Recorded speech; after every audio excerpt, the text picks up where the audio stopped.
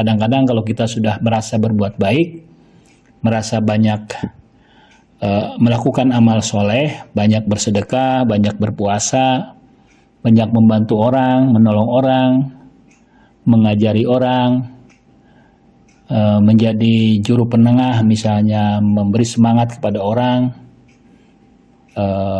memiliki peran penting di tengah-tengah masyarakat, banyak melakukan ritual ibadah. Nah, kita kadang-kadang merasa ujub. Nah, saat ujub itu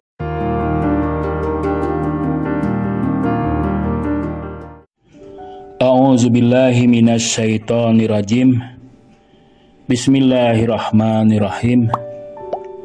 Allahumma sholli ala Sayyidina Muhammad wa ala ali Sayyidina Muhammad. Setan itu baik manusia maupun jin akan terus menggoda manusia, menyesatkan manusia. Karena menurut Al-Quran mereka sudah bersumpah, bahkan mengatasnamakan Tuhan, bahwa mereka mengatakan la ugwiyannahum ajmain wa bi'izzatika, demi keagunganmu wahai Tuhan, la ugwiyannahum ajmain, aku akan menyesatkan mereka semua. Itu proyek setan, jangka pendek, jangka menengah, dan jangka panjang. Nah, agar kita selamatlah, atau minimal tidak sedikit sekali dari terjebak dalam perangkap-perangkap setan itu, ada beberapa hal yang harus kita lakukan. Yang pertama adalah jangan memberi rangsangan kepada setan. Jangan menyediakan hal-hal yang menarik setan, menjadi ransum bagi setan, bagi iblis. Ransumnya adalah ketika kita suka mengikuti keinginan-keinginan yang rendah, mengikuti hawa nafsu. Nah, begitu aktual nih hawa nafsu, begitu dominan hawa nafsu, maka setan datang.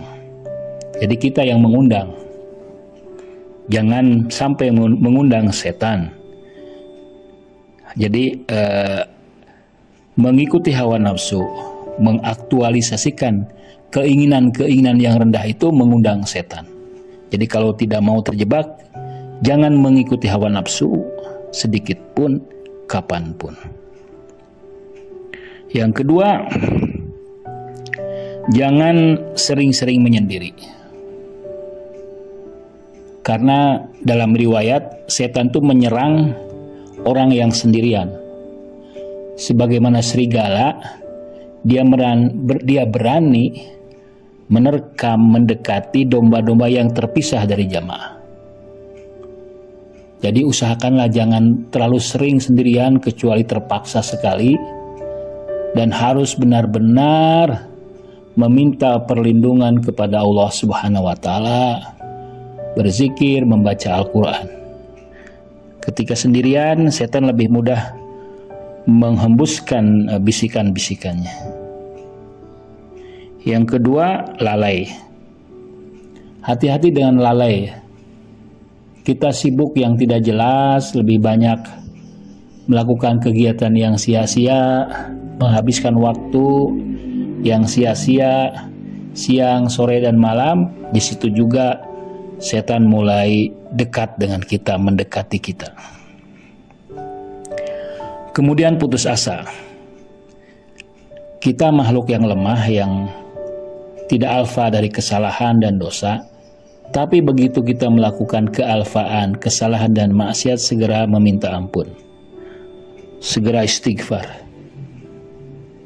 Hal yang menghentikan itu adalah rasa putus asa, karena merasa diri kotor, merasa diri najis, sehingga dia merasa putus asa dari rahmat Allah. Nah, setan sangat senang sekali ketika kita putus asa. Kemudian sering membaca Al-Quran, sedikit tapi sering, dan mentadaburinya. Karena menurut tafsir, sebuah tafsir Al-Quranul Karim yang ditulis oleh Muhammad Mullah Sadra, Ibrahim Shirazi, Muhammad Mullah Sadra mengatakan bahwa ayat yang mengatakan fasta'id billah idza qara'tumul Qur'an fasta'id billah, itu maksudnya bahwa setan itu tidak bisa menggoda orang-orang yang makomnya adalah pembaca Al-Quran. Jadi jadikan sering membaca Al-Quran sehingga kita mencapai makom pembaca Al-Quran, makom qori Al-Quran. Kemudian hal lain yang harus kita perhatikan, sering-seringlah mengucapkan ta'udz, berlindung kepada Allah Subhanahu wa taala. Auzubillahi minasyaitonirrajim. Dengan lisan, dengan kalbu, dan dengan perbuatan. Dengan lisan kapanpun kita sering mengucapkan itu, membaca surah An-Nas, surah Al-Falaq, meminta perlindungan kepada Allah dengan lisan, kemudian dengan kalbu. Jadi bukan hanya dengan lisan saja, tapi dengan kalbu. Usahakan yang meminta perlindungan itu adalah kalbu Anda, bukan sekedar lisan.